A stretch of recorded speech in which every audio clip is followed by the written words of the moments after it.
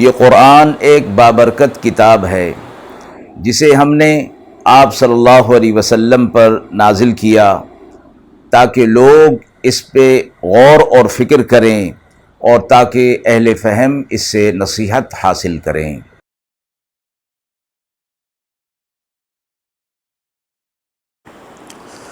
بسم اللہ الرحمن الرحیم۔ السلام علیکم ورحمۃ اللہ وبرکاتہ۔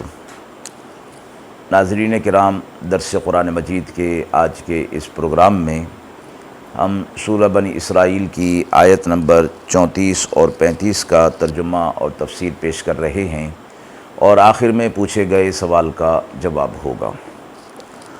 اعوذ باللہ من الشیطان الرجیم، بسم اللہ الرحمن الرحیم۔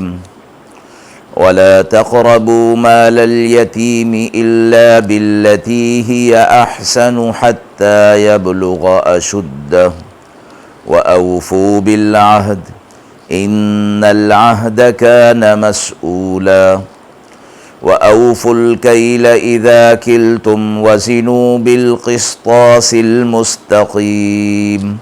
ذَلِكَ خَيْرٌ وَأَحْسَنُ تَأْوِيلًا۔ آیات مبارکہ کا ترجمہ ملاحظہ فرمائیں۔ اور یتیم کے مال کے قریب بھی نہ جاؤ مگر یہ کہ جو بہتر اور احسن طریقہ ہو، جب وہ پہنچے اپنی جوانی کو، اور پورا کرو عہد کو، بے شک عہد کے بارے میں پوچھ ہوگی، اور پورا کرو ناپ اور تول کو جب دینے لگو، اور تولو سیدھی ترازو سے، یہ بہتر ہے اور اس کا انجام بھی بہتر ہے۔ سابقہ آیات میں جو انسانی حقوق سے متعلق احکامات دیے جا رہے تھے وہ سارے بدنی اور جسمانی حقوق کا ذکر تھا۔ ان دو آیات کے اندر مالی معاملات اور مالی حقوق کا تذکرہ فرمایا جا رہا ہے۔ ان میں سے پہلی آیت میں 9واں حکم ہے جو یتیموں کی مال کی حفاظت کے حوالے سے ہے کہ ان میں احتیاط سے کی بڑی تاکید فرمائی گئی ہے۔ قرآن مجید میں دیگر مقامات پر بھی یتیم کے مال کی حفاظت کی تاکید فرمائی گئی، اور یہ فرمایا کہ یتیموں کے مال کے قریب بھی نہ جاؤ، یعنی ان میں خلاف شرع یا بچوں کی مصلحت کے خلاف کوئی ایسا تصرف اس مال کے اندر نہیں ہونا چاہیے۔ اور جن لوگوں کی ذمہ ہے اس مال کی حفاظت کرنا اور اس کا انتظام کرنا، ان کے لیے یہ لازمی قرار دیا گیا ہے کہ ان میں احتیاط سے کام لیں، صرف یتیموں کی مصلحت کو دیکھ کر اور ان کے سارے معاملات اور ان کی خیر کو سامنے رکھ کر خرچ کریں، اپنی خواہش سے یا بے فکری سے خرچ نہ کریں، اور یہ اس سلسلے کو اس وقت تک جاری رکھیں جب تک کہ وہ یتیم اپنی بلوغت یعنی سمجھداری کی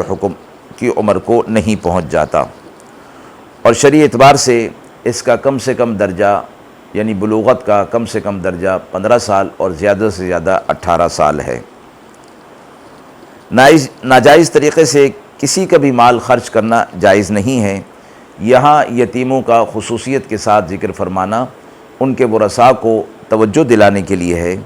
اس لیے کہ یتیم خود اس کا حساب لینے کے قابل نہیں ہوتا، اور جب وہ بلوغت اور ہوشیاری کی عمر کو پہنچ جاتا ہے تب بھی اس کے پاس کوئی ایسا ذریعہ نہیں ہوتا کہ وہ اپنے پچھلے مال کا حساب لے سکے، اور نہ ہی اس کی خبر اوروں کو ہوتی ہے کہ یتیم کس کی کفالت میں اور کس کی حفاظت میں نگرانی میں پرورش پا رہا ہے، اور نہ کسی اور کو اس کی حاجت ہوتی ہے پوچھنے کی۔ اس لیے فرمایا کہ جس جگہ کوئی انسان اپنے حق کا مطالبہ کرنے والا نہ ہو وہاں اللہ تعالیٰ کا مطالبہ شدید ہو جاتا ہے، اور اس میں کوتاہی عام لوگوں کے حقوق کی نسبت زیادہ کرنے کی وجہ سے گناہ بھی زیادہ ہوتا ہے۔ اس سے اگلی آیت کے اگلے حصے میں فرمایا کہ اپنے عہد کو پورا کرو، بے شک عہد کی پوچھ ہوگی۔ یہ 10واں حکم ہے اپنے عہد کو پورا کرنے کا، اور عہد جو ہے وہ دو طرح کے ہیں۔ ایک عہد وہ ہے کہ جو انسان نے عالم الست میں اللہ تعالیٰ سے کیا تھا کہ بے شک تو ہمارا رب ہے، اور اس کے احکام کی اطاعت اور اس کی رضا جوئی کا عہد اس نے کیا تھا۔ یہ عہد ہر انسان عالم الس اور عالم ازل میں کر چکا ہے، خواہ وہ مومن ہو یا کافر ہو، اور جس کا حاصل یہ ہے کہ اللہ تبارک و تعالیٰ کی کامل اتباع اور اس کی رضا جوئی پر اپنی زندگی کو گزارے گا۔ دوسرے قسم کے عہد وہ ہیں جو انسان کسی انسان سے کرتا ہے، تمام معاہدات اس کے اندر، تمام معاملات اس کے اندر جو سیاسی، تجارتی اور معاشرتی ہوں، جو افراد کے درمیان ہوں یا جماعتوں کے درمیان ہوں، وہ سب اس کے اندر شامل ہوتے ہیں۔ آیت کے اگلے حصے کے اندر یہ فرمایا گیا کہ لین دین کے معاملات کے اندر ناپ تول پورا رکھنے کی ہدایت فرمائی گئی، اور اس میں کمی کرنے کی ممانعت ہے، اور اس کی تفصیل پارہ نمبر 30 اور سورۃ المطففین میں بیان فرمائی گئی ہے۔ حضرات فقہا نے یہ فرمایا ہے کہ آیت میں ناپ تول میں کمی کا جو حکم ہے، یعنی کمی سے بچنے کا جو حکم ہے، اس کا حاصل یہ ہے کہ جس کا جتنا حق ہے اس سے کم دینا حرام ہے، اور اس میں یہ چیز بھی داخل ہے کہ اگر کوئی ملازم اپنے تفویض کردہ کام اور مقررہ کام کے اندر کمی کرتا ہے، یا جتنا وقت دینا اس کے ساتھ طے کیا گیا ہے اس سے کم وقت دیتا ہے، یا مزدور اپنی مزدوری میں کام چوری کرتا ہے، تو وہ بھی اس کے اندر شامل ہوگا۔ آیت میں ناپ تول میں کو پورا کرنے کے متعلق یہ فرمایا کہ ذَلِكَ خَيْرٌ وَأَحْسَنُ تَأْوِيلًا،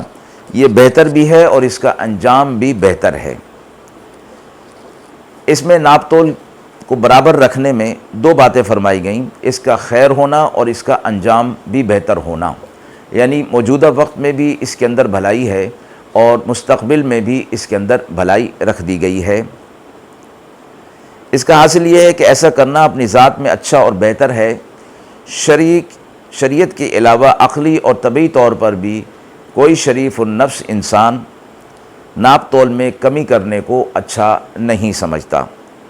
دوسری بات یہ فرمائی گئی کہ اس کا انجام بھی جو بہتر ہے، جس میں آخرت کے انجام کے حوالے سے بھی، یعنی ثواب اور جنت کا ملنا، یہ بھی داخل ہے۔ اس کے ساتھ فرمایا کہ دنیا کے اندر بھی اس کے انجام کی بہتری بھی ہوتی ہے۔ کسی تجارت کو اور کسی کاروبار کو اس وقت تک فروغ نہیں ہو سکتا جب تک کہ بازار میں اس کی ساکھ اور اعتبار قائم نہ ہو جائے، اور وہ اس تجارتی دیانت کے بغیر نہیں ہو سکتا کہ ناپ تول کے اندر وہ شخص کمی جو ہے وہ نہ کرے۔ جب وہ ناپ تول کے اندر کمی نہیں کرے گا تو اس کی ساکھ اور اعتبار جو ہے وہ بازار کے اندر قائم ہوگی، اس سے اس کے کاروبار اور تجارت کو فروغ حاصل ہوگا۔ اس لیے فرمایا کہ اس کا انجام بھی بہتر ہوگا۔ آیت کے حوالے سے سوال پوچھا گیا ہے کہ اگر کوئی فریق معاہدے کو پورا نہ کرے تو کیا دوسرا فریق عدالت سے رجوع کر سکتا ہے؟ اس حوالے سے فرمایا گیا کہ جو معاہدات خلاف شرع نہ ہوں ان کا پورا کرنا واجب ہے، اور جو خلاف شرع ہوں ان کا فریق ثانی کو اطلاع کر کے ختم کر دینا بھی واجب ہے۔ جس معاہدے کا پورا کرنا واجب ہے،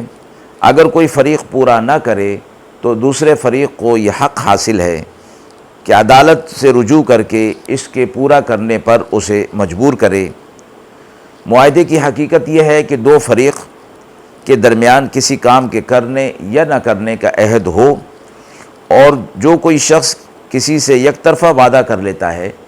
کہ میں آپ کو فلاں چیز دوں گا یا فلاں وقت میں آپ سے ملاقات کروں گا،